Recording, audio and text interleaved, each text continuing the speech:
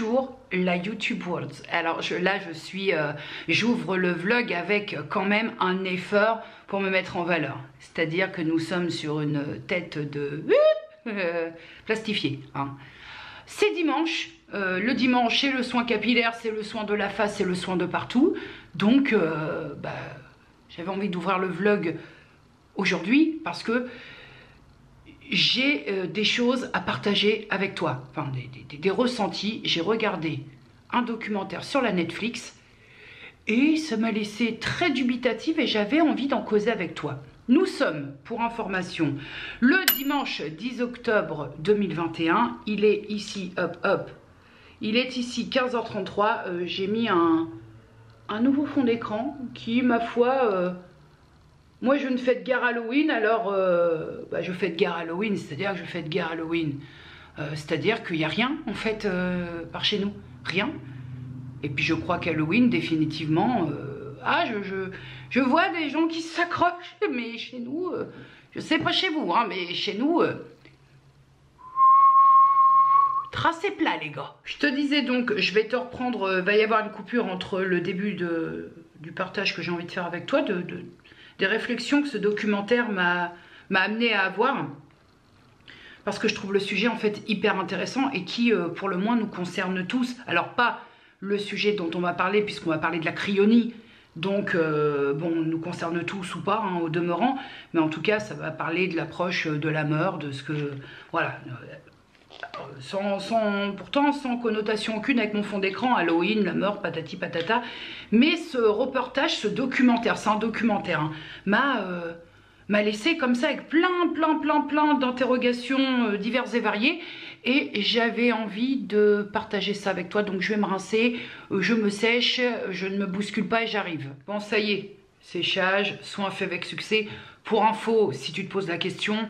Le soin que je pose, c'est juste de l'hydrolat de fleur d'oranger avec l'actif MSM que j'achète en poudre sur ma Planète Beauté.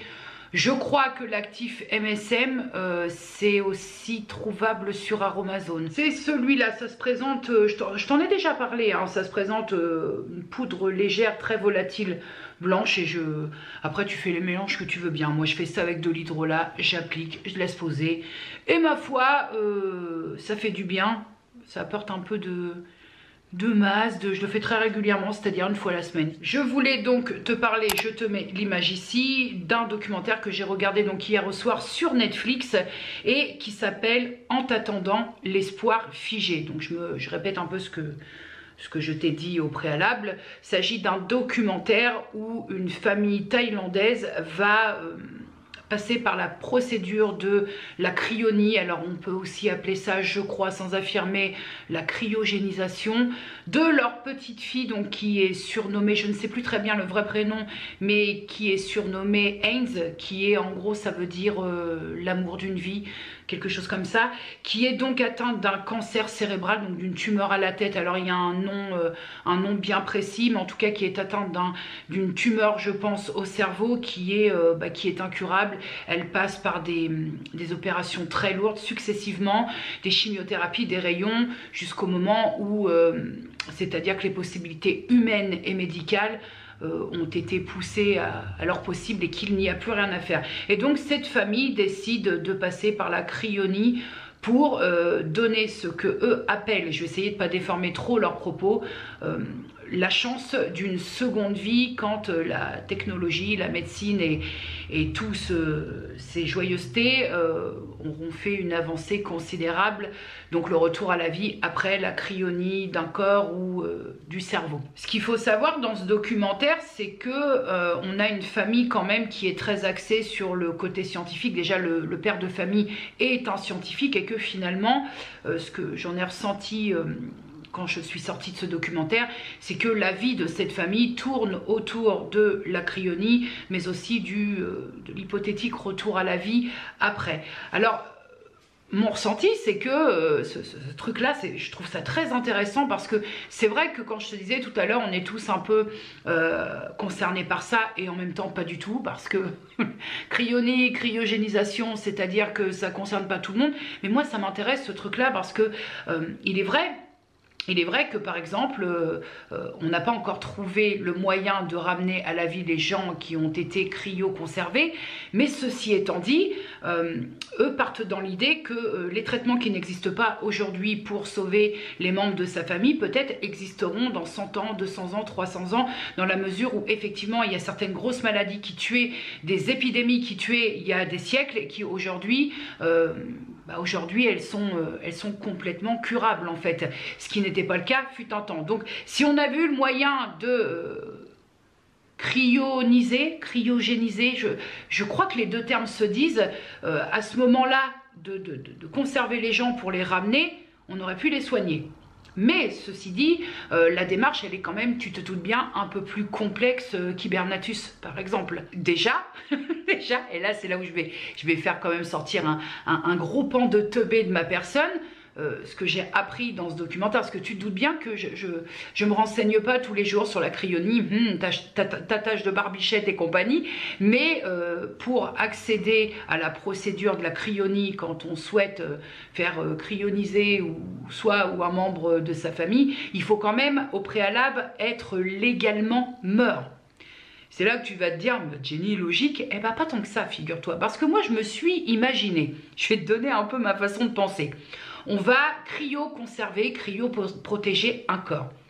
Dans ma logique à moi, de non scientifique, je me suis dit, mais si on attend d'être mort, tout s'arrête. Et selon moi, quand tout s'arrête, si à ce moment-là, tu es vraiment cliniquement mort pour de la vraie, je ne sais pas comment appeler ça, et que tu cryonises un corps, il y a quand même des cellules qui vont se dégrader. Il va se passer quelque chose, ne serait-ce que d'un point de vue cérébral. Je pense qu'il y a quand même, à partir du moment où que les organes vitaux cessent de vivre, il y a quand même une forte probabilité de dégradation. Et moi, dans ma tête, je m'étais dit, certes, cryoniser, cryoconserver, cryoprotéger, tu prends ce que tu veux, un corps...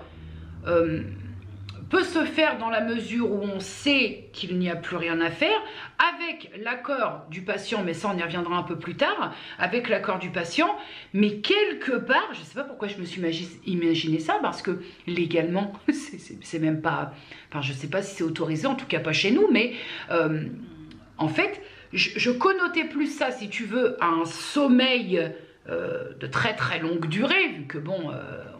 le retour à la vie après cryonie, c'est pas comme si c'était établi, mais en fait, je connotais ça plus à un endormissement que d'attendre que le patient soit mort légalement.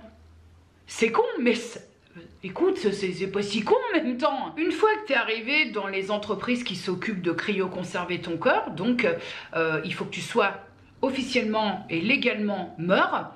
Et ensuite, le but des personnes qui te préparent pour la cryoconservation, c'est au plus vite possible de réactiver une circulation sanguine. Alors, je te passe les détails parce que je n'ai pas les compétences et que je ne vais pas étaler une science que je n'ai pas. Mais je te cache pas que devant le documentaire, parce qu'on a vraiment une visite des lieux, quelqu'un qui nous explique, et je suis restée comme ça en me disant, comment c'est possible en fait ? Comment il y a des choses qui peuvent être possibles. Je me suis dit, peut-être Jenny, que tu aurais dû faire un bac plus 13 pour comprendre, parce que c'est vrai qu'il y a des choses qui m'ont quelque peu dépassée. Si vous regardez ce reportage et que vous êtes sur Instagram, ou si vous l'avez vu, viendez, on va parler, parce qu'il y a des choses qui m'échappent. Je pense, si j'ai bien compris, qu'on relance une certaine circulation sanguine par le biais du refroidissement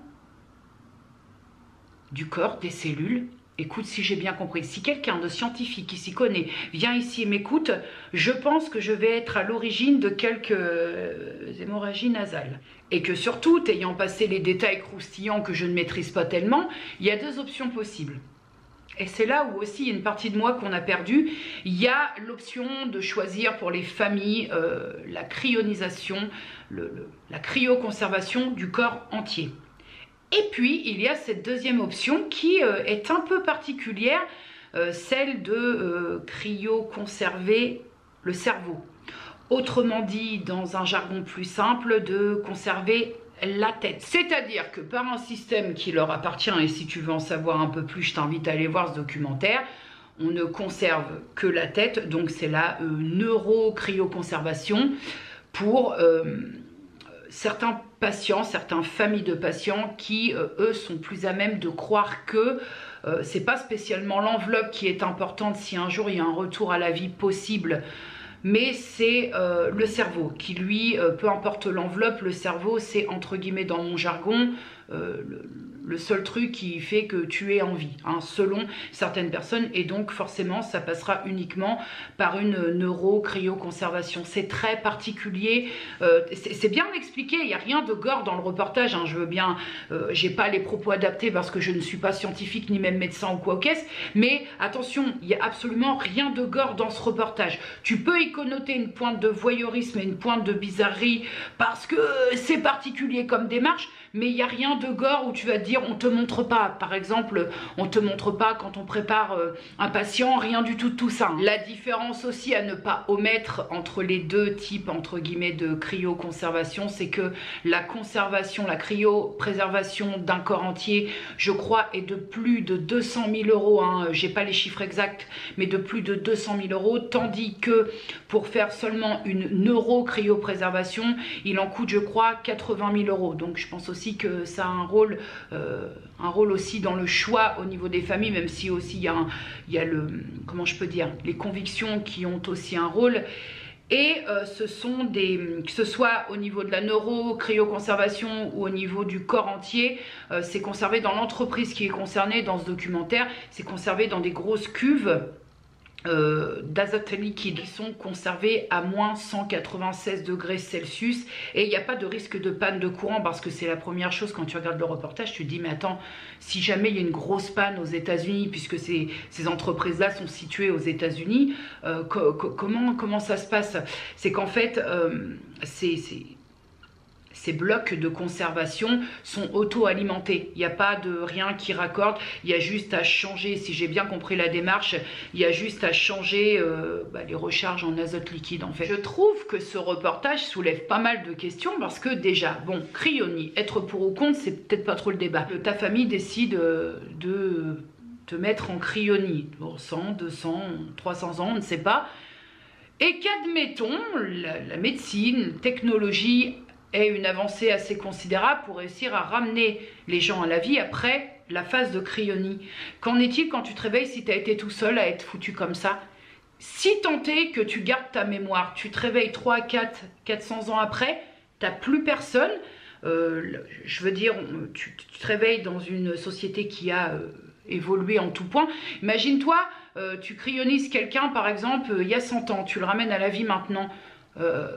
Il est perdu le mec, l'internet, les téléphones portables, c'est un retour vers le futur, version hardcore quoi. Et sans humour aucun, je me suis sincèrement posé la question, tu te réveilles après une cryonie de 200-300 ans, allez même 100 ans, tu te réveilles de ça, bah oui tu dis, si tant est je te dis que tu as conservé la mémoire, bah oui, bah je suis en vie, mais j'ai plus personne autour de moi, t'as plus personne, t'as perdu tous tes proches, excuse-moi mais on t'aura certes ramené à la vie, mais moi j'ai le sentiment que tu te réveilles, t'as plus rien, plus personne, plus de repères, plus rien.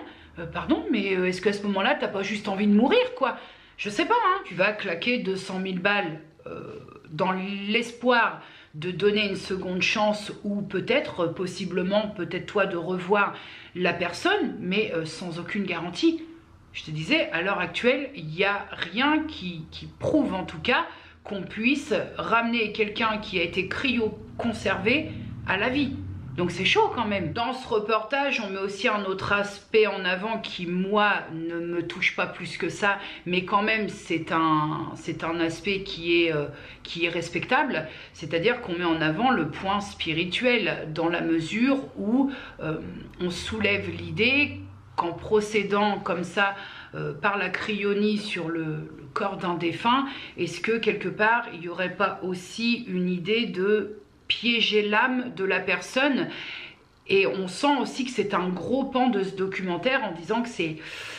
Il y a un moment dans ce documentaire où tu verras, il y a des interviews de cette famille-là, et beaucoup reviennent un petit peu sur le fait, à demi-mot si je puis dire, que On demande si la famille n'a pas peur que ça leur porte l'œil d'avoir un peu piégé comme ça, ne pas avoir laissé leur fille faire le grand voyage. Il y a cette, après selon les cultures, hein, il y a cette notion-là qui est mise en avant et selon ses convictions. Est-ce que aussi, pour les familles qui perdent quelqu'un, ils ont quand même perdu leur petite fille de 2 ans, est-ce qu'il n'y a pas, en plus de l'intérêt scientifique les concernant, est-ce qu'il n'y a pas aussi le truc... Quand tu perds un enfant, de te dire, en passant par ce procédé-là, c'est pas, je la perds pas complètement. Tu vois, j'ai essayé de me mettre à leur place, bien que tu ne te mets pas à la place des gens quand tu n'as jamais vécu ça, c'est impossible. Mais je me suis dit, est-ce que c'est pas un moyen aussi de dire, on n'a pas complètement...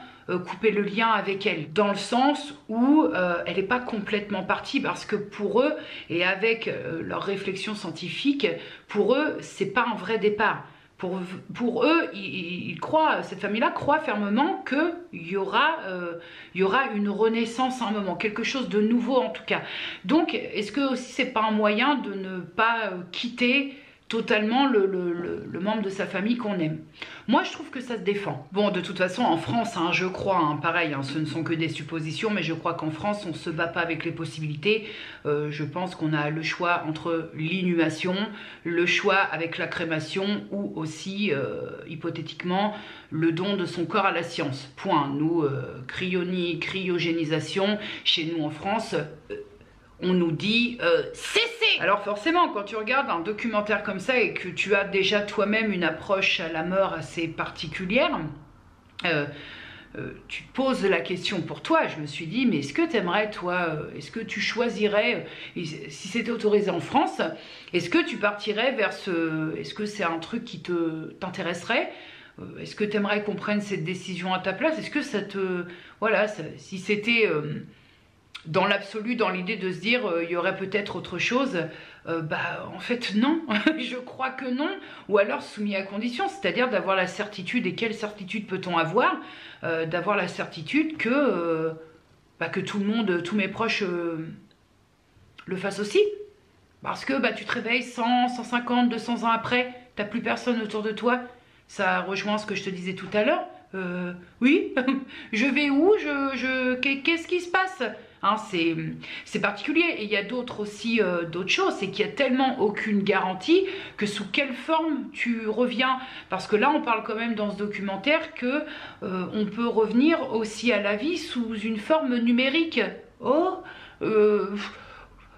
je suis pas très sûre, quoi, quand même, d'être dans un ordinateur, hein, pour vulgariser le truc, hein, beaucoup vulgariser le truc, mais revenir sous une forme numérique, à titre vraiment très personnel, moi j'appelle pas ça revenir à la vie, hein. Revenir à la vie, c'est revenir, revenir dans mon enveloppe humaine, quoi. Et puis je pense aussi que c'est un peu là où on veut nous amener dans ce documentaire, on nous parle d'espoir, d'un jour arriver à ramener les personnes cryo-conservées à la vie, mais on nous parle pas clairement d'un retour à la vie, dans la mesure où nous, on pourrait l'entendre en tant que non-scientifique et en tant que lambda, mais en tout cas comme moi. Voilà, on insiste sur le fait qu'on ne sait pas trop si retour à la vie il y a, sous quelle forme ça se fera. On nous fait bien comprendre, pareil, on ne dit pas les mots clairement, mais on nous fait bien comprendre que l'idée de revenir à la vie sous sa forme originelle, si je puis dire, ça reste quand même très fantaisiste, hein. Ça, c'est digne pour Demolition Man ou pour Hibernatus par exemple, mais on nous fait bien comprendre dans le reportage qu'on est quand même très terre à terre dans cette mesure en tout cas. C'est vrai que c'est un débat qui peut paraître complètement utopique parce qu'on ne se sent pas concerné, mais je t'avoue, quand tu regardes ce type de documentaire, déjà tu t'intéresses un peu au truc et tu te dis, il y a quand même un peu plus de 2000 personnes dans le monde qui sont passés par cette cryogénisation, par cette cryonie, qui sont passés par cette idée-là. Donc, c'est que quand même, il y a un intérêt pour ce truc-là. Après, forcément, aujourd'hui, moi, ce qui me dérange, c'est qu'il n'y a aucune garantie. Aujourd'hui, on arrive à vitrifier ces gens, parce que on parle beaucoup pour nous cryogénisation, cryonie égale on congèle les gens. C'est pas tant ça dans la procédure, c'est pas ça, c'est ce que le professionnel explique, c'est que justement on ne congèle pas, parce que si on congèle, formation de cristaux de glace, et donc forcément on abîme les tissus. Bon, bref, j'irai pas plus loin, je ne fais que répéter des mots que j'ai entendus, mais c'est plus un phénomène de vitrification. C'est un truc qui est hyper long, hein. C'est pas t'arrives, on s'occupe de toi, 3 heures après t'es au frais. Non, non, il y a 6 jours, il y a un refroidissement assez rapide dans un premier temps, puis ensuite c'est très progressif. Donc je crois qu'il y a, ouais, il y a 6 jours comme ça qui s'étalent pour pouvoir mettre le corps cryoprotégé, cryoconservé dans sa cellule de conservation pour des siècles. Moi, c'est juste cet aspect-là qui me gêne, c'est s'il y avait des certitudes, c'est-à-dire... Ah, je trouve que ça va bien avec... on est dans l'ambiance, hein, mais non, c'est pas une question de mauvaise ambiance ou d'ambiance morbide, c'est que je trouve le sujet hyper intéressant en fait, et j'en entends pas beaucoup parler de ce truc-là. Mais voilà, c'est que on sait faire la moitié des choses, c'est-à-dire entrer les défunts, entrer les gens dans la cryonie, on sait les cryogéniser, par contre, on ne sait pas les ranimer. Et moi, c'est quand même un peu le deuxième aspect du truc et qui me pose problème si on pouvait le faire en France et que s'il y avait ce choix-là. Parce que, bon, c'est bien gentil qu'on me mette au placard, pendant 200 ans. Mais, et après, j'avais aussi une autre idée reçue, mais complètement saugrenue, sur le fait de cryogéniser quelqu'un, un proche à toi. Moi, je pensais, je suis sûre que je suis pas la seule, mais bon, je vais pas avoir honte de l'avouer. Moi, je pensais qu'une fois qu'on avait... décidé de faire ça pour un proche, on pouvait aller le voir. Parce que pour moi, en fait, vraiment, la cryogénisation... est assimilable au fait de ne pas couper complètement. C'est-à-dire que je pensais qu'on pouvait garder un visuel. C'est glauque et pas tellement en même temps, parce que s'il y a une cryoconservation, une cryoprotection, ça veut dire que rien ne se dégrade. Et ça veut dire que même si ça peut paraître hyper morbide, si pour t'aider à faire le deuil, parce que dans ce documentaire, le deuil reste quand même... on va dire le truc central de la discussion, malgré le côté scientifique, malgré quand même la cryonie, mais on accompagne quand même une famille qui est dans le deuil, hein, malgré tout ce qui se passe à côté. Mais moi, je pensais que c'était aussi un moyen de, je sais pas, les jours où ça va moins bien, c'est très glauque ça par contre, mais de pouvoir... avoir un visuel, c'est-à-dire que j'imaginais, alors il faut que j'arrête les films et les lectures, mais j'imaginais que on pouvait aller se recueillir tout en gardant un visuel de son défunt. Je suis sûre que je suis pas la seule hein, à avoir pensé comme ça. Allez, hein, on a tous un hibernatus dans son bloc de glace. Oh, parce que je suis pas là pour t'énumérer les phases du deuil et ce qu'on peut ressentir quand on est en deuil. Hein. Je pense que malheureusement, on a tous plus ou moins été confrontés à ça. Mais qu'est-ce qui manque, hormis tout ce qui peut manquer, parce que si on commence à lister, on s'en sort pas. Mais qu'est-ce qui manque? Le visuel, voilà, tu ne vois plus la personne, il y a une coupure visuelle totale. Donc je me dis que peut-être, si j'ai pensé comme ça, c'est que j'imagine que ça pouvait soulager des gens d'avoir encore un visuel sur son proche qui reste conservé par ce procédé-là. Maintenant, à titre tout à fait personnel, si je ramène ça à moi, objectivement et honnêtement, je trouve ça glauque. Je ne pourrais pas aller me recueillir en gardant un visuel, parce qu'on est quand même sur un visuel figé. Et ça, pour ma part, c'est complètement pas envisageable. Parce que selon moi, le visuel a un critère important, c'est que tu as le visuel. Donc tu ne peux pas laisser ton imagination et tes convictions faire leur boulot, d'accord? À partir du moment où tu n'as pas de visuel, peu importe que tu te recueilles sur une tombe, sur un, comment ça s'appelle, un columbarium, là où on met un jardin des souvenirs, peu importe, tu peux laisser ton imagination faire ce qu'elle a envie de faire, selon tes convictions, tu peux faire ce que tu veux. Maintenant, quand tu as un visuel, tu vois le truc, c'est figé, mon pote, non, ça c'est, non, je peux comprendre cette démarche-là, parce que je te dis, le deuil ne se juge pas, la façon de gérer, quand on perd quelqu'un, personne n'a à juger quoi que ce soit, parce que hein, c'est déjà assez difficile sans entendre quelqu'un te dire, oui, mais si, mais ça, mais si, mais ça, mais par contre, à titre perso, non, non, non, je pense que ça me... Ah, ça provoquerait un malaise très très palpable pour moi d'avoir ce visuel. Je préfère... voilà, je préfère extrapoler, faire ce que j'ai à faire dans ma tête et dans mon cœur, plutôt que, voilà, là, tel truc, tu peux pas, t'es là. Ouais, non, je m'étais imaginé ça, hein, c'est complètement con, mais bah, écoute, ça vaut ce que ça vaut. Hein. Bref, toujours est-il que si la question vous titille un peu, et puis que, voilà, on est sur un documentaire, comme je te disais, il n'y a rien de glauque, il n'y a rien d'utopique, hein, parce qu'il y a quand même, pourtant moi, le côté scientifique, bon, ça a tendance à un peu me pomper. Alors c'est pas que ça me pompe parce que c'est scientifique, ça me pompe parce que forcément j'ai des connaissances très limitées en la matière, mais pourtant j'ai trouvé que ce documentaire était vachement bien ficelé parce qu'il y a une certaine pudeur déjà. Malgré le fait qu'on nous explique pas mal de choses, il y a une certaine pudeur parce qu'on suit quand même le deuil de la famille et la procédure qu'a enclenché cette famille, mais je trouve que c'est très bien expliqué.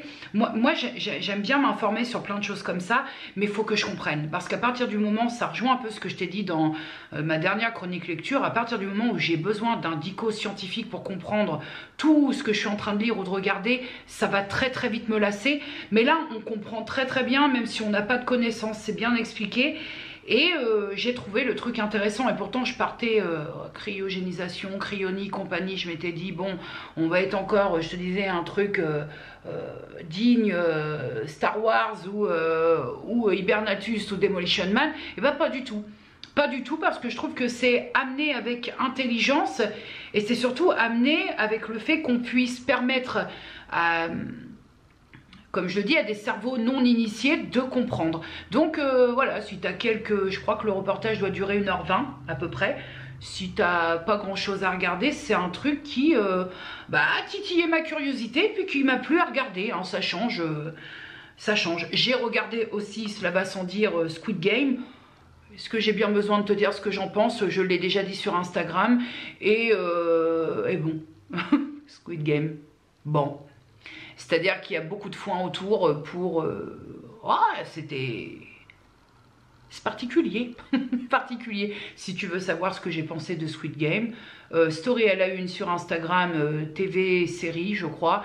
Et mes petits comptes rendus perso sans prétention sont dans cette story à la une. T'en as assez soupé de Squid Game, hein, on va se détendre. Trêve de galéjaude. Ça pousse le capillaire, hein. Ça pousse. Oui, je les ai coupés il y a pas si longtemps. Hein. J'ai tenté de faire un asymétrique, mais tout repousse. J'ai encore un semblant d'asymétrique, mais c'est vrai que tout a bien repoussé. À savoir que depuis, j'ai noté la date du début. Depuis le 15 septembre, j'ai repris une cure, je fais de l'alternance, hein, j'ai repris une cure de levure de bière Juvamine parce que je vais m'arrêter sur 2 compléments alimentaires pour mes cheveux. Entre celui-là, je prends celui-là, je fais la cure, je fais ce qu'on appelle la fenêtre thérapeutique, donc la pause entre 2 cures alimentaires nutritionnelles. Je prends celle-là et puis je fais ma pause et après j'enchaîne sur... Effluvium, laboratoire NHCO, voilà. Je m'arrête définitivement sur ces 2 compléments alimentaires qui sont pour moi et pour mes attentes les meilleurs en termes de résultats. Donc je vais arrêter, c'est pareil, hein, il y a un moment où j'ai envie de m'arrêter sur des choses qui me conviennent et arrêter de faire des tests qui te font dépenser de l'argent et qui au final t'es déçu. Alors cette cure-là, hein, c'est une cure 5 mois, c'est un gros format. Je la trouve sur Amazon parce que dans mon secteur en tout cas, je la trouve pas en magasin, on a vraiment les petits formats. Quand je reprends une cure, je fais une phase d'attaque, donc 2 comprimés par jour pendant 15 jours. Et après, tout le long de ma cure, je reste un seul comprimé, c'est pas chiant à prendre. Ma foi, écoute, ouais, moi je me suis arrêtée là-dessus maintenant. Ce sera en alternance entre celui-là et l'effluvium des laboratoires NHCO parce que ça y est, je crois que j'ai trouvé ce qui me correspondait en termes de compléments cheveux. Bonjour la YouTube World, comment ça va? Bah écoute, à part que je me bats avec mon logiciel de montage, tout va bien. Qui me fait chier à vouloir me montrer un tuto alors que ça fait 12 ans que je travaille avec ce logiciel de montage. Nous sommes donc le mercredi 3 octobre 2021. 3 octobre. Ah ouais, je suis montée dans la DeLorean et puis on est reparti 10 jours en arrière. Nous sommes donc le mercredi 13 octobre 2021 et la petite particularité, c'est qu'il est 3h11 du matin.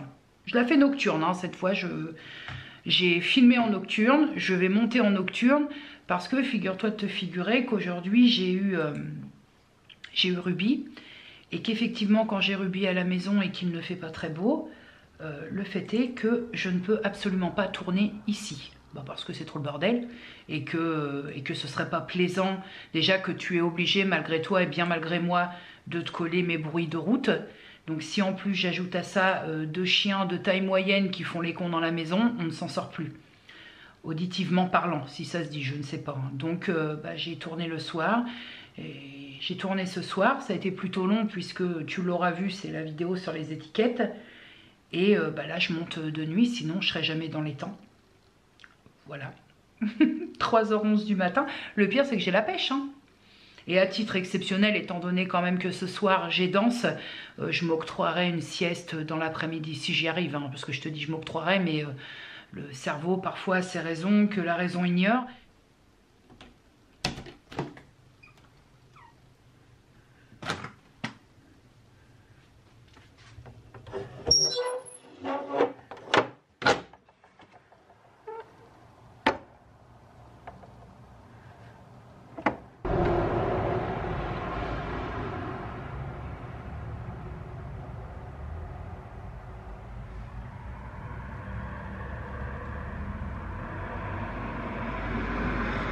Oh, un petit 6 degrés.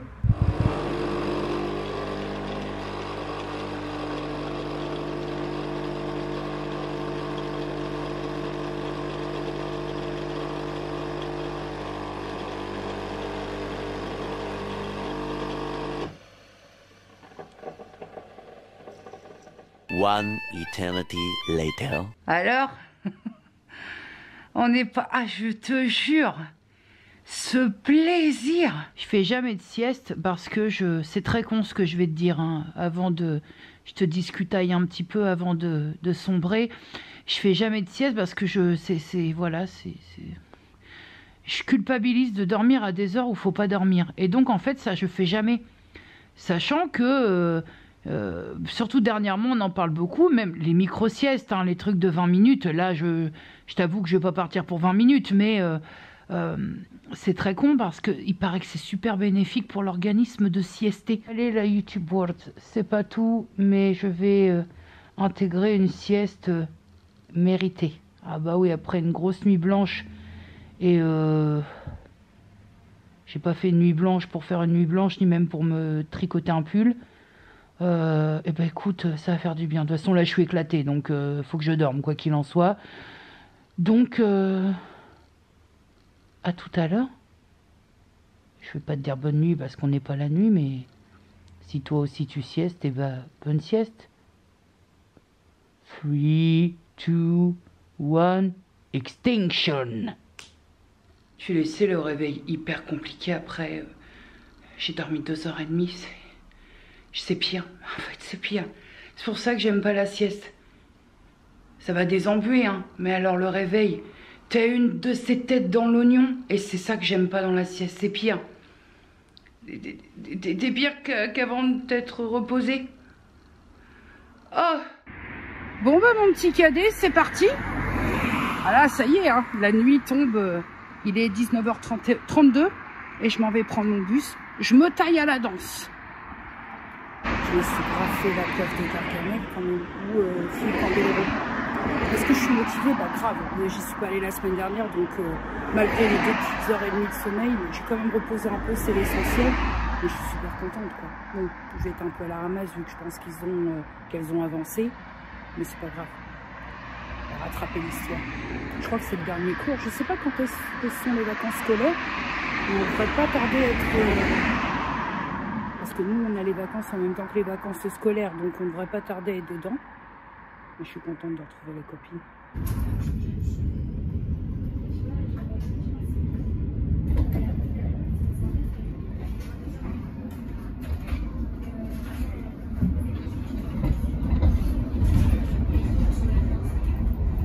C'est incroyable cette histoire. Je prends le 2e bus, hein. Et ben j'arrive encore à être la première arrivée. C'est un truc de ouf ça. Tu vois, pour te faire comprendre un peu mes appréhensions en mousse.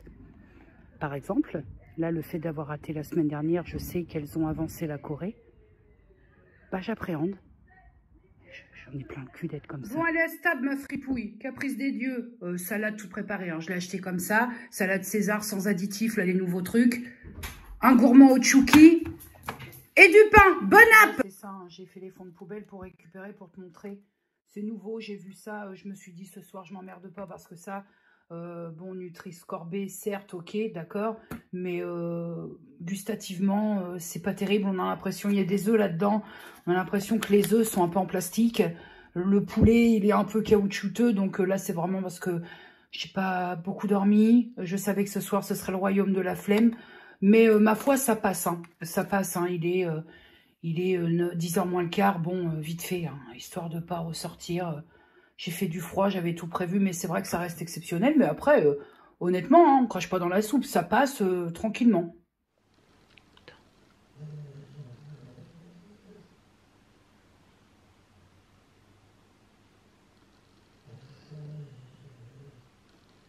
C'est moi qui dors pas de la nuit. J'ai dormi quand même, j'ai fait une sieste de 2 heures. Et j'ai un cours de danse, mon petit cadet. Oh, pouf. Et c'est Boubou qui ronfle sa race. 23h01. Je regarde un peu Cauchemar en cuisine.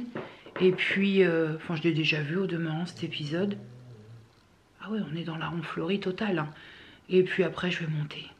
Escompter, passer une bonne nuit demain. Demain. Est-ce que j'ai des choses à faire demain matin? Je ne sais pas. En tout cas, la certitude, c'est que demain après-midi, ma fille vient m'embarquer. Et nous allons au centre commercial de Tourville-la-Rivière, qui est pour moi inaccessible en bus. Hein. Je peux y aller en bus, mais je mets au bas mot entre toutes les correspondances. Je dois mettre une bonne heure et demie. Encore, je suis gentille. Alors qu'en voiture de chez moi on est à 10-15 minutes et on va prospecter puisque samedi nous fêtons 2 anniversaires, ma maman et mon beau-frère, et que on va prospecter le cadeau. Écoute, cours de danse ce soir, je ne reviens plus en bus parce que j'ai une copine de danse qui m'a vu repartir un soir quand il a commencé à faire nuit, qui m'a vu partir à l'arrêt de bus, et le cours suivant me dit: mais Jenny, j'ai une petite question, tu repars en bus? Alors je lui dis: bah oui, parce que c'est vrai que la salle de danse à pied quand il fait jour c'est jouable, mais le retour dans la nuit par les petits chemins, tu vois, on a tu sais, les petits chemins que je t'ai déjà montré en vlog où on a vraiment des petits, comme des petits chemins de forêt, la Sente des Fourrières à Franqueville-Saint-Pierre. Je lui dis: ça craint. Donc je lui dis: non, j'attends le bus. Mais elle me dit: mais elle m'a demandé où j'étais exactement. Donc je lui dis: mais elle me dit: mais moi je peux te prendre, c'est sur ma route, je fais même pas de détour. Donc elle me dit: tu peux pas comme ça partir. Elle me dit: tu te rends compte, il peut t'arriver n'importe quoi, il n'y a pas d'éclairage à cet arrêt de bus là. N'importe qui, un connard qui peut passer, on sait pas, hein. Et elle m'a dit: moi je peux pas te laisser repartir en bus comme ça, donc écoute, ce que je te propose c'est de te ramener. Voilà. Donc j'ai fait ma Jenny à 2000%, non, mais j'ai choisi de faire ce cours-là, il n'est pas question d'emmerder qui que ce soit, mais elle m'a dit: mais c'est vrai, il n'est pas question d'emmerder qui que ce soit, c'est ma route. Ton chez-toi et où je te bascule, c'est exactement ma route. Je ne fais pas ne serait-ce que 20 mètres de détour. Bon, j'ai accepté parce que je te cache pas que malgré tout, ça me sécurise et ça me rassure de ouf parce que oui, là, il fait vraiment très très nuit et que en toute objectivité, je suis pas rassurée du tout. Hein. Il y a déjà eu quelques petits soucis à ce niveau-là, là où je prends le bus, il y a déjà eu des agressions pour des téléphones, il y a déjà eu des casse-couilles qui passent et puis qui viennent t'emmerder. Donc effectivement, j'avoue que là, ça m'arrange quand même beaucoup parce qu'on va rentrer vraiment dans le dur d'ici quelques semaines et que là, il va faire très très nuit et qu'il va faire très très froid et que c'est super cool. Donc c'est bien, c'est pas parce que c'est sur sa route qu'il n'y a pas de dédommagement, parce qu'elle n'est pas obligée et que donc c'est du covoiturage. Et ça je trouve ça, c'est chouette. Voilà, c'est pour ça que j'aime ce cours, parce que je te l'ai déjà dit, mais je le répète, personne ne se regarde le nombril, il y a une entraide, que ce soit dans le cours lui-même pour les la technique, la danse, on n'est pas là pour jouer sa vie, on est là pour se faire plaisir, on est là pour danser, on fait les choses sérieusement quand même, mais il y a une putain de bonne ambiance et ça, je te dis, ça fait du bien au corps, mais ça fait surtout beaucoup de bien au mental. Tu ressors, t'as les batteries qui sont vidées, voilà. Tant que ce sera possible et tant que mes jambes me porteront et que mon corps me dira pas stop, que j'ai 45, 48, 52 ans, tant que ce sera possible, je ferai ce cours. Et tant que ce cours sera dispensé surtout, parce que c'est l'un des seuls liens que j'ai social, entre guillemets, et je peux parler de ces nanas-là comme mes copines de danse. Vraiment, il y a voilà, j'adore la mentalité, il y en a pas une seule qui a de mauvaises intentions, c'est vraiment personne se fout de la gueule de personne. Je parle malheureusement en connaissance de cause parce que des cours de danse j'en ai pris, j'ai fait de la danse quasiment, te dire que j'ai fait de la danse toute ma vie ce serait mensonge, mais j'ai fait beaucoup de danse dans ma vie et parfois je peux te dire que les mentalités sont pas partout les mêmes, hein. Il y a vraiment des...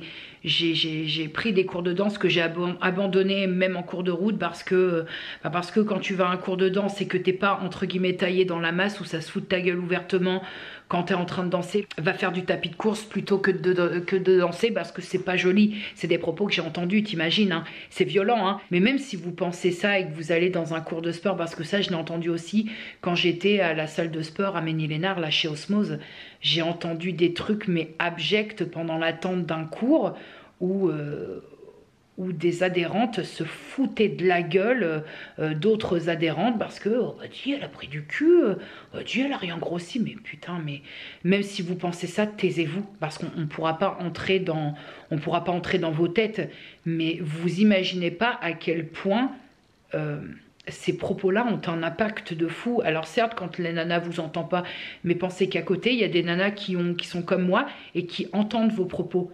Et forcément que même si on n'est pas dans la visée, qu'on n'est pas dans le viseur, on les prend un peu pour nous. Parce que quand tu parles d'une autre nana en parlant de son gros cul ou en disant « ouais mais c'est pas joli », bah tu l'appliques à toi.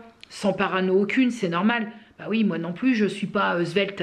Donc forcément, ça doit pas non plus être joli quand je danse. Voilà mes petits cadets. En attendant, c'est pas le tout Simon, c'est pas le tout Gisèle. Je vais aller me brosser las chicotas en la salle de binas et je vais monter, crapahuter in my bed. et puis une bonne nuit de sommeil, une bonne nuit de sommeil. Voilà. Et puis à demain, des bisous. Faut que je filme quand même un petit peu la brousse totale, hein.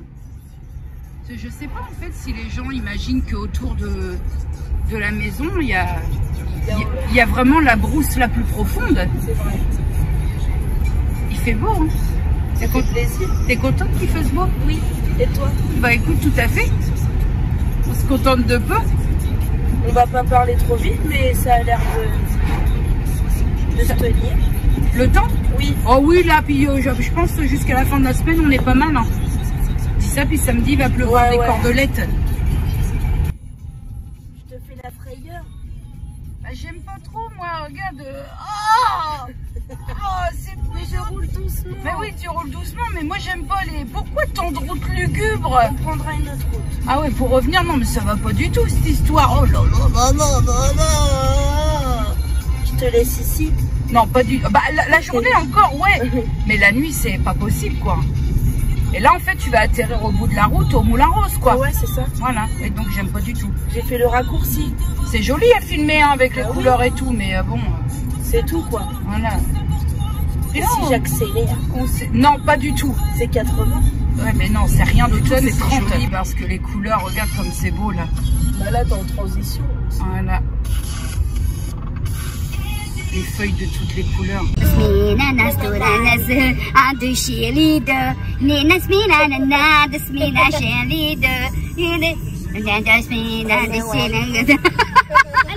Aujourd'hui, ma fille, attends, parce que ça vaut. Qu'est-ce que nous avons fait? Nous avons fait des acas d'anniversaire. Voilà, qui sont secrets. Et ils sont secrets, mais n'empêche qu'on a trouvé. Oui, hein, car nous formons une bonne équipe. Non sans mal. Ensuite, nous avons été nous restaurer. un bon, je ne dirais pas le mot car nous ne faisons pas de placement de produit, qui est un bonhomme jaune et rouge. Voilà, c'était bon, un bon Big Mac. Voilà. Ensuite, nous sommes allés acheter des colorations pour cheveux. Voilà, que tu as pris une bonne couleur. Et moi, j'ai craqué mon slip, puisque nous allons passer en colorimétrie rouge. Pourquoi? Et toi, t'as pris châtain. Châtain pur? Oui. Châtain pur.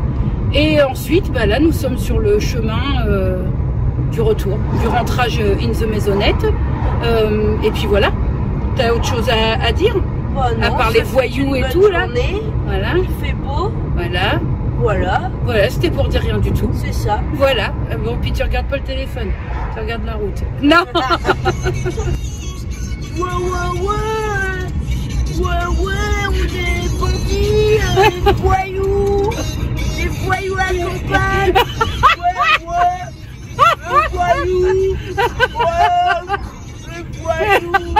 Bon, mon petit cadet, dans la voiture, je te disais que j'avais craqué pour une coloration rouge.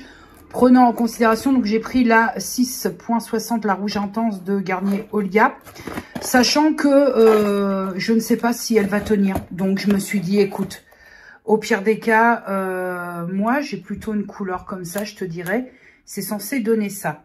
Sauf que j'ai un petit doute quand même sur ce résultat-là, mais quoi qu'il en soit, étant donné que je n'en peux plus de ces résidus de henné et compagnie, je me suis dit, écoute, je vais me tenter sur une colo chimique, hein, et puis on verra bien. Hein. Alors, oui, je sais, mon petit cadet, tu vas me dire, ouais, Jenny, tu veux dire que tu feras plus de coloration chimique. Écoute, l'un comme l'autre, en termes de coloration, alors je pourrais prendre le parti de dire, bah, je fais plus rien, mais j'ai envie de faire une couleur dans mes cheveux. Mais l'un comme l'autre, que ce soit en termes de végétal, je me sens trop limitée, je sais plus vers quoi aller. Et bah, la chimique, j'avais pas envie parce que chimique. Et puis je me suis dit, bah, de la merde en fait. De la merde, j'en ai marre de me sentir limitée. J'ai envie de faire quelque chose. Samedi soir, on est de fête. Et j'ai envie d'avoir quelque chose de... Voilà. Puis je me suis dit, bah écoute, rouge, t'avais envie un petit peu de fantaisie, bah vas-y. J'ai écouté l'envie de l'instant. C'est très rare, hein, parce que je suis plutôt assez réfléchie, même pour une coloration. Là, j'ai eu envie de ça dans le magasin, et ben je me suis dit, je vais tenter. Ça tient, tant mieux, même si on le sait, hein, le rouge, ça dégorge de ouf. Ça tient pas, tant pis, c'est pas grave. Elle était à 7 balles, hein, elle était en promotion à Carrefour, à Tourville-la-Rivière, cette coloration. Je l'ai payé 7 balles, ça tient pas, bah écoute, voilà. Oh, putain, pourquoi parfois je prends des décisions que je sais pas si... Ah, je ne sais pas. Pourquoi, moi, il faut toujours qu'il y ait du fail. Chaque fois que je tente quelque chose, il faut toujours qu'il y ait du fail. Mais je suis bien obligée de me démerder. Les salons de coiffure veulent pas me faire des couleurs. Donc là, c'est pas comme si j'avais le choix. Oh, faut que j'éteigne. Attends. Voilà, parce que les stries dégueulasses... j'ai pas le choix. Alors il y a du... Bon, il y a quand même... je sais pas si tu vas voir correctement, je te montrerai à la lumière du jour demain. Bon, il y a du reflet, hein. Il y a du reflet, mais disons que... Alors ça a bien taché le crâne, hein. Ça, on verra ça demain, de la merde pour ce soir. Mais... Mais c'est pas ce que j'attendais. Il y a quand même un peu de Pinocchio sur les boîtes de coloration. Bon, 7 balles, hein, c'est pareil. Il ne faut pas t'attendre à avoir un résultat de salon de coiffure quand tu t'achètes une boîte à 7 balles. Bonjour la YouTube World. Samedi 16 octobre 2021, 7h03 du matin. Discrétion.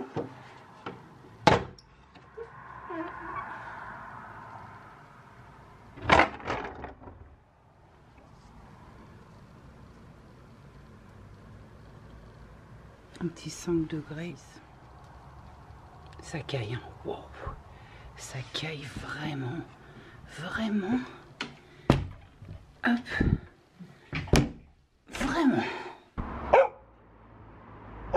C'est parce que Roubaix, elle arrive. Il fait sacrément beau aujourd'hui, mon petit cadet. Sacrément beau. On fait le foot. C'est un foot raté. On fait le foot? On fait le foot! Oui! You ready?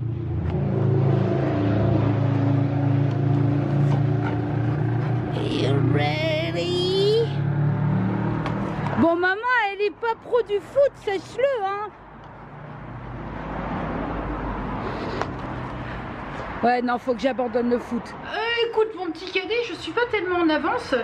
Bah, puisqu'ici, il est 18h59, que je suis censée être dans 30 minutes chez ma maman, et que je n'ai pas clos ce vlog.